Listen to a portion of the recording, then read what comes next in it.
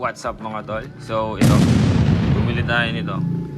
Ito yung bagong nakita natin sa Shopee or sa TikTok na soldering connector. Ayan. Nakita nyo naman yung latest post ko, recent post ko na yung fairings natin nangalas sa habang nag-rolling tayo sa highway. So yung isang dual contact doon naputol dito, naputol yung wire niya dyan, tas nawala na, nasira. So hindi nakakabit yung fairings na gilid natin ngayon kasi nga i-install natin tong bagong dual contact. So itong dual contact natin ngayon is T15 naman to. Last time kasi T10, ngayon T15. Naisip ko kasi since may switch naman yung dual contact ko, hindi siya laging naka-on, sa gabi lang naman siya. So yun, T15 na kinuha ko, T15. Gagamitan ko pa rin ito nung katulad nung dati. Bigyan ko pa rin na siya ng diode para one way lang lagi yung niya, current, hindi babalik. Lagyan ko siya ng diode dito. Tapos ito yung gagamitin natin. Okay? Let's go. Ganun pa rin naman yung diode. Yung diode natin, yan, dapat yung may gray. Yun yung nakatapat sa dual contact. Yan, nakaganyan siya. Splice din lang natin to. Putol, tas splice, tas ganyan. Alright.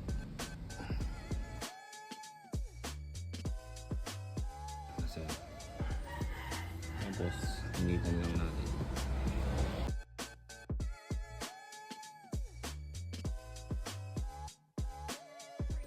Okay, so napatuyo na natin.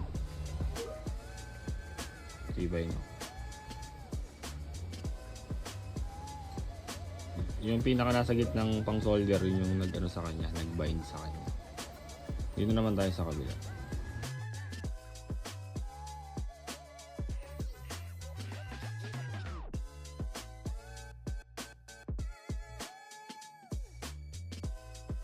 So katas yan, patuyuin nyo lang ng konti. Ayan na mga tol. So ayun, may diode dito. Tapos merong ganito rin dito, dalawa dito, dalawa dito. Nilagyan ko na rin ng masking tape, electrical tape para safe na safe talaga. Tsaka para malinis, di ba? Okay mga tol, dito sa part na to kinakabit ko na siya mismo dun sa wiring sa motor. Yan. Tapos yung kabila, nagawa ko na rin yun. Goods na yan. Okay na yan. Ayan na ulit mga tol. So, andito yung natin, yung connector na binili natin sa Shopee. Yung link, ilagay na lang natin dyan. May diode to. Tulad pa rin ng dati, may tutorial ako nito step by step kung paano ko ginawa. Panoorin nyo na lang backtrack. Ito, yan. Meron din dito connector. Tapos ito naman din yung sa kabila. Yan, may connector dito. Yung may solder na naka-ready. Dito rin, connector, diode, connector. MDL ay dual contact. So yan, bukas na yung motor natin. Pindutin ko lang yung switch natin.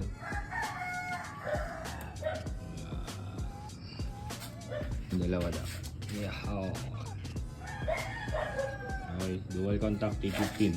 Pag yung signal light ka, kaliwa. Pa kanan.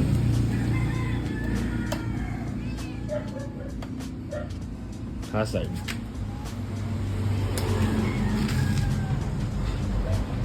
Alright. Okay na yan. Barums TV.